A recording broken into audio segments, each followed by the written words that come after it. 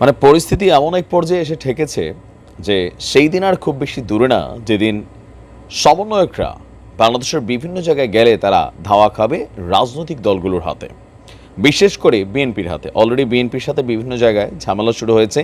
Even Dhaka থেকে যে সকল কেন্দ্রীয় সমন্বয়করা বাংলাদেশের বিভিন্ন জায়গায় যাচ্ছেন, খোদ সার্জিস সহ অনেকেই কিন্তু স্থানীয় যেই সমন্বয়ক তাদের বাধার মুখে পড়ছেন, গ্রুপিংয়ের মুখেও পড়ছেন। এখন এটার আসলে কারণ কি? এটার মেইন কারণ হচ্ছে সমন্বয়ক যে খেলাটা চলছে, এই খেলাতে মূল সমন্বয়কদের বাইরে একটা সমন্বয়ক টিম তৈরি হয়েছে। এখন যেহেতু বৈষম্য বিরোধী আন্দোলন কোনো রাজনৈতিক প্ল্যাটফর্ম না, সেক্ষেত্রে কেন্দ্রীয় কমান্ডকে স্থানীয় যারা লোকাল সমন্বয়ক নামধারী আছেন অথবা ছাত্ররা আছেন তারা সেটা মেনে নিচ্ছেন না, এখানেই ঝামেলা পাকাচ্ছে। তবে এর মাঝখানে আরও বড় ঝামেলা হচ্ছে যে আমরা আজকে ময়মনসিংহে যেই ঘটনাটা দেখলাম, এই ঘটনাটা একটা স্পষ্ট কঠিন বার্তা। কেন্দ্রীয় সমন্বয়কদের সাথে মতের অমিল, ময়মনসিংহের সভা স্থগিত। বরগুনাতে আপনার আমি যেই নিউজটা দেখলাম, বরগুনা আপনার আচ্ছা, বরগুনাতে হচ্ছে দুই সমন্বয় গ্রুপের মধ্যে ব্যাপক সংঘর্ষ, সেখানে হালকা পাতলা রক্তারক্তির মতো অবস্থা। এখন কেন আসলে এগুলা হচ্ছে যদি আমরা দেখি, ইতিমধ্যেই আপনার কি বলা হয় যে ধরেন কয়েকজন সমন্বয়ক যারা আছে তারা ভাবছে যে এই টোটাল আন্দোলনটা ছাত্ররা করেছে, বাট এই দেশে হু ইজ স্টুডেন্ট? বাংলাদেশের প্রত্যেকটা ছাত্রের পেছনে একটা রাজনৈতিক ব্যাকগ্রাউন্ড আছে, প্রকাশ্যে অন্তরে। তো যারা যেই দলের তারা কিন্তু সেই দলটারই আনুগত্য করছে। সোজা হিসাব কিন্তু এইটা। যেমন এই বৈষম্যবিরোধী ছাত্র আন্দোলনের পেছনে সবচেয়ে বড় ভূমিকা রেখেছে ছাত্রদল, ছাত্র শিবির বা আরও কিছু ছাত্র সংগঠন, কিন্তু তাদের পরিচয় কি? ছাত্র।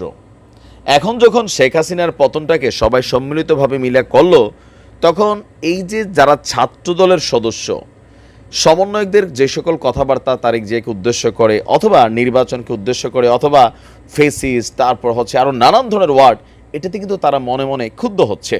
আর বিভিন্ন জায়গায় তারাও স্থানীয়ভাবে লোকালি তারাও চাচ্ছিল একটু ক্ষমতা বা ধরেন থাকে না ছাত্রলীগ যে ভাবসাব, এই জিনিসটাকে ফিল করতে, কিন্তু কেন্দ্রীয় সমন্বয়কদের অনেকে এটা করছে না। আবার কেন্দ্রীয় সমন্বয়কদের বক্তব্যকে কেউ মনে করছেন এটা জামাতের পক্ষে যাচ্ছে, অথবা এটা এমন একটা বক্তব্য হয়ে যাচ্ছে যেটা নিয়ে আসলে মূল বিএনপি অন্তরে ক্ষোভ নিয়ে রাখছে। তারা টেকনিক্যালি কথা বলতেছে, কিন্তু বিভিন্ন জায়গায় ঘটনা ঘটছে। এখন এটা বাংলাদেশ রাজনীতির দেশ। আওয়ামী লীগ সমন্বয়কদের হাতে লাঞ্ছিত বা ইতিহাস তৈরি হয়েছে, মনে মনে বিশাল ক্ষোভ। বিএনপি এই মুহূর্তে নমুনাটা দেখতেছে, যদি এই নমুনা চলতে থাকে বিএনপির জন্য কিন্তু একটু নেগেটিভ একটা সিচুয়েশন তৈরি হবে।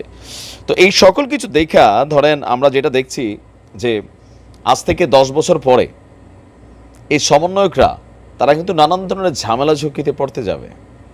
এটা যখন পড়বে তখন বলবো কেন, কারণ কিছু জিনিস আমরা আইডিয়া করতে পারি। ময়মনসিংহে বৈষম্যবিরোধী ছাত্র আন্দোলনের মতবিনিময় সভা হওয়ার কথা ছিল, অলরেডি ঢাকা থেকে কেন্দ্রীয় সমন্বয়করা সেখানে গিয়েছিল, কিন্তু স্থানীয় সমন্বয়কদের সঙ্গে কেন্দ্রীয় সমন্বয়কদের মতানৈক্য থাকায়, মানে মতের পার্থক্য থাকায় সভাটি স্থগিত করা হয়েছে। গতকালকে আপনার এই সভাটিকে স্থগিতের বিষয়টি নিশ্চিত করেছেন ময়মনসিংহ বৈষম্যবিরোধী ছাত্র আন্দোলনের যিনি বিভাগীয় সমন্বয়ক দলের সদস্য জাহাঙ্গীর আলম। তিনি বলছেন ময়মনসিংহের গ্রাউন্ড লেভেলে আরও কাজ করে সব মতানৈক্য দূর করে পরবর্তীতে সভাটিকে করা হবে। আপনার মানে যতটুকু বুঝছি আমরা সারা বাংলাদেশের মধ্যে ময়মনসিংহ সহ বরগুনা সহ বিভিন্ন জায়গায়, নরসিংদী আমরা যদি দেখি ঝামেলা।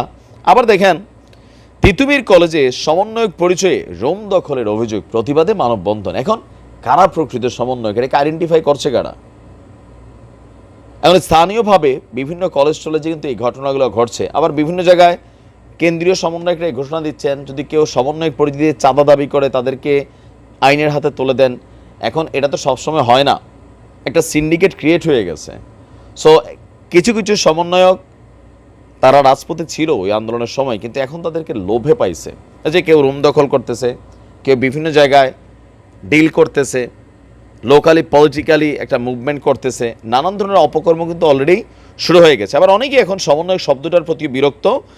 আর এই মুহূর্তে কি মনে হয় আপনার যে সমন্বয়কটা আসলে কতদিন টিকবে, যেই নমুনা? এখন পুলিশ তাদেরকে প্রোটেকশন দিচ্ছে, সেনাবাহিনী প্রোটেকশন দেওয়া লাগতেছে।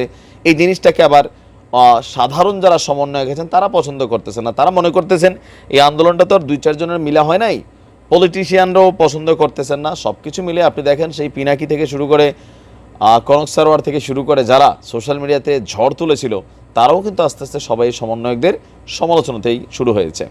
তার মানে সমন্বয়করা ফাইনালি কী করে, মানে কোন বাটে পড়তেছে? আওয়ামী লীগের রোশান হলে এরকম চলতে থাকলে ভবিষ্যতে বিএনপির রোশান হলে, জামাত এখনও দৃশ্যতে এদেরকে সাপোর্ট করছে, এটাও একটা পলিটিক্যাল অবস্থান। আবার কখন জামাত নিয়ে কোন কথা বলে জামাতের কর্মীরা খেপা যাবে। তো সব কিছু মিলিয়ে কিছু সমন্বয়ক মালপানি খামাচ্ছে, কিছু চাচ্ছে বাংলাদেশকে নতুনভাবে সাজানোর জন্য। অরিজিনালি যারা মেইন সমন্বয়ক হিসেবে যাদেরকে চিনি, আসিফ নাহিদ অথবা ধরেন সারজিৎ হাসনাত, এই হাতে গোনা 4-5 জন, এদের মধ্যে আবার বিভিন্ন ধরনের বক্তব্যে একটু পার্থক্য চলে হয়ে যাচ্ছে। এখানে হচ্ছে কি চেইন অফ কমান্ড নাই। আর চেইন অফ কমান্ড না থাকার মেইন কারণটা হচ্ছে এই যে হট করে একটা শক্তি, ওই যে বললাম না স্বাধীনতা অর্জনের চেয়ে রক্ষা করা কঠিন, ক্ষমতাকে ইমব্যালেন্স হয়ে যায়।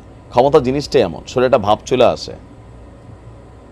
এতগুলো মানুষ যারা মারা গেছে, আপনি দেখেন অনেক সমন্বয়করা আমরা দেখি জেট প্রটোকল নিয়ে ঘুরতেছেন, কিন্তু কোনো এই আন্দোলনকে কেন্দ্র করে আমাদের একজন দিনমজুর ভাই দিনাজপুরের সম্ভবত তার চিকিৎসার জন্য তিনি তার সন্তানকে বিক্রি করে দিচ্ছেন।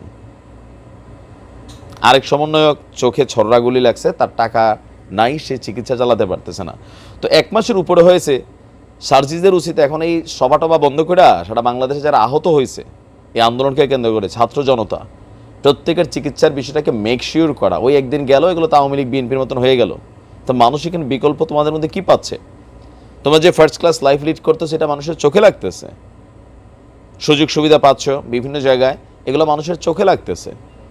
তো মতানৈক্যটা এই জায়গাতে হয় যে কেন্দ্রীয় সমন্বয়ক 5 জন 10 জন বা 20 জন বৈশা বিভিন্ন জায়গায়, তারা যাতে রাষ্ট্রের যত সুযোগ সুবিধা পাচ্ছে আর আমরা বৈশাখী ধৈঞ্চা, এই ফিলিংসটাই তৈরি হয়ে গেছে। বৈষম্য বিরোধী আন্দোলনের যে প্রধান ফোকাসটা ছিল সেটা থেকে অনেক দূরে সরে গিয়া আমাদের মূল সমন্বয়করা বক্তৃতা, সেমিনার, সভা মঞ্চে যাচ্ছেন, কিন্তু প্রথম কাজটা দরকার ছিল কি, সেটা বাংলাদেশে যতগুলো মানুষ আহত হয়েছে এখন একটা লিস্টটাও ঠিকমতো করতে পারে নাই। কেন? এটা হচ্ছে কি, মানে কথা তো সবাই বলে, নিজেদের দক্ষতাটাকে, নিজেদের যোগ্যতাটাকে প্রমাণ করতে হয় কাজের মাধ্যমে। তো কাজটা কি হচ্ছে? যে একটা বৈঠক ছিল বা একটা প্রোগ্রাম ছিল 5 কোটি টাকা বাজেটের শহীদদের জন্য, এখনও তালিকাটাই তৈরি হয় না, যার কারণে প্রোগ্রাম স্থগিত।